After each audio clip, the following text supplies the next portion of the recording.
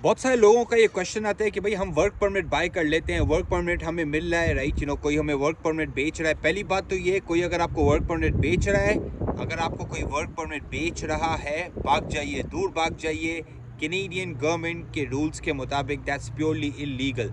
No one can sell you any work permit. कोई आप work permit बेच नहीं सकता आपको as a business, as an individual, और आप as an individual work permit buy नहीं कर सकते, and it's also not legal. अगर उन्हें पता चल जाता है कि अगर आप वर्क परमिट बाय करके आए हैं कनाडा, तो आप डिपोर्ट हो सकते हैं, राइट, ओके। तो that's a huge opportunity cost उन लोगों के लिए जो बोलते हैं कि बस हम वर्क परमिट बाय कर लें, जल्दी हम कनाडा पहुंच जाए। भाई ऐसा क्यों शॉर्टकट आप ले रहे हैं जिसके अंदर आगे जाके नुकसानात हैं, जो इलीगल है, जो अलाउड नहीं है, राइट। ये कनाडा है, ये कोई मतलब कि बाकी कंट्रीज़ नहीं है जहाँ पे आप अगर आप कोई भी चीज़ कर लें तो आप पकड़े नहीं जाएंगे। एक बार पकड़े जाएंगे, फैमिली आप सब एक साथ डिपोर्ट कर देंगे आपको। तो number one thing, right, work permit buy ना करें, राइट, मेरी हाईली हाईली रिकमेंडेशन है। और सेकेंडली चीज़ क्या है, राइट, भाई इससे बहुत बेहतर तरीके हैं कनाडा आने के। जब इससे बहुत बेहतर तरीके हैं तो आप एक ही तरीके के पीछे क्यों लगे हुए हैं? इसमें पैसे ज़्यादा लगते हैं। अच्छा, ये बड़ा एक इंटरेस्टिंग है, आप किसी को पे कर रहे हैं कनाडा आने के लिए, काम करने के लिए। आप काम करने के लिए किसी को जॉब पे, कोई आपको जॉब पे रखा है, आप उसे पे कर रहे हैं। आप ज़रा सोचिए इस बात में। अभी मेरी एक भाई से बात हो रही थी, लेकिन वो 40 लाख रुपए किसी ने किसी को दिए हुए हैं और वो बंदा गायब हो गया, वो एजेंट। यार थोड़ी सी रिसर्च करें प्लीज़। हम इतना बस समझाते हैं आपको कि ना, पहली बात तो ये कि एक सर्टिफाइड और वेरीफाइड एजेंट या कंसल्टेंट या लॉयर के बगैर काम ही ना करें, काम ही ना करें। क्योंकि अगर आप काम कर रहे हैं किसी एजेंट के साथ जो सर्टिफाइड और वेरीफाइड नहीं है ना, तो ऐसे किस्से होंगे आपके साथ। क्योंकि भाई कोई पकड़ नहीं है, कोई अकाउंटेबिलिटी नहीं है, कोई पूछने वाला नहीं है किसी को, राइट। तो एक बहुत इंपॉर्टेंट चीज़ है ये हमारे लिए। कितने लोग पैसे घुमा चुके हैं अपने, राइट। तो पहली बात ये है कि वर्क परमिट को बाय ना कीजिए, इट्स इलीगल है, अलाउड नहीं है।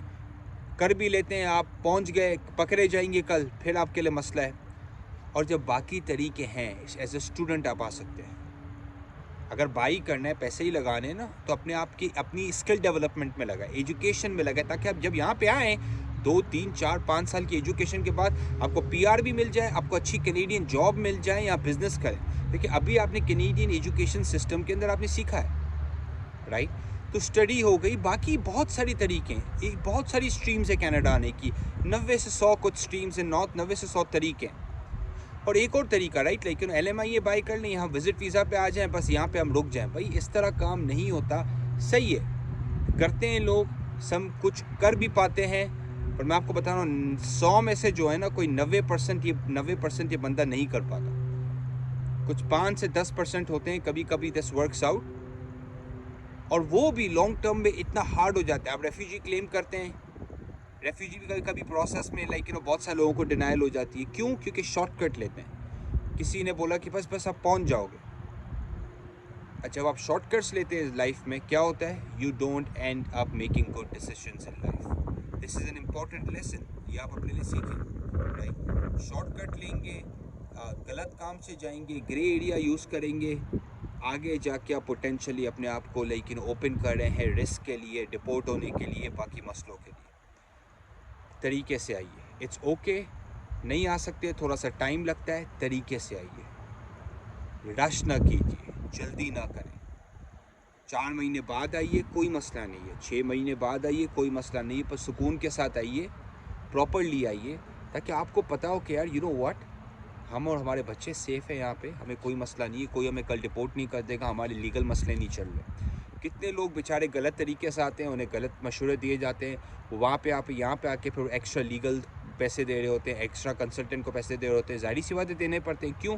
कि गलत तरीके से आए। जब गलत तरीके से आए, गवर्नमेंट ने पकड़ लिया, आप पकड़ लिया है, तो आप कोर्टों के धक्के खा रहे हैं। तो ऐसा काम क्यों करते हैं, राइट? इससे तो बेहतर है ना आइए। मैं बोलता हूँ हरामखोरों से बेहतर है कि आप उन्हें पैसे दीजिए, बच्चों के लिए, अपने बच्चों के लिए पैसे रखें।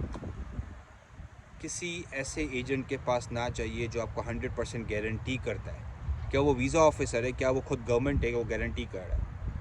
इमिग्रेशन और visa process is purely based on requirements. आप जितनी रिक्वायरमेंट्स को फुलफ़िल करते हैं, एक प्रोसेस होता है, आप अगर उसको फुलफ़िल करते हैं आपके चांसेस ज़्यादा होते हैं लेकिन वीज़ा लगने के। जो भी आपको प्रॉमिस करता है दूर दूर भागिए।